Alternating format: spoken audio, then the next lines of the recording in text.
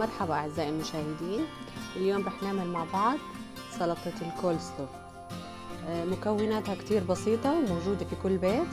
عندي راس ملفوف أبيض صغير أو كرومب تبع السلطة حجم صغير، رح ينفرم معنا ناعم كتير وبيعمل كمية منيحة.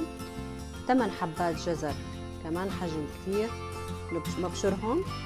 عندي 4 ملاعق زبادي أو لبن، و4 ملاعق مايونيز، ملح وسكر ومعلقة خل.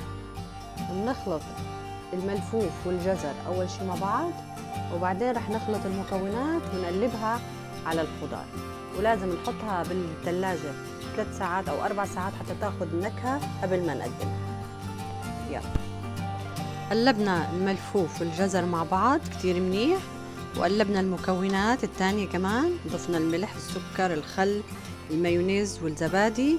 هلأ رح نضيفهم على الخضار، وبعدين حنقلبهم منيح ونحطها بالثلاجة لمدة 3 أو 4 ساعات حتى تاخد النكهة ونقدمها. طبقنا لليوم صار جاهز، سلطة الكولسلو.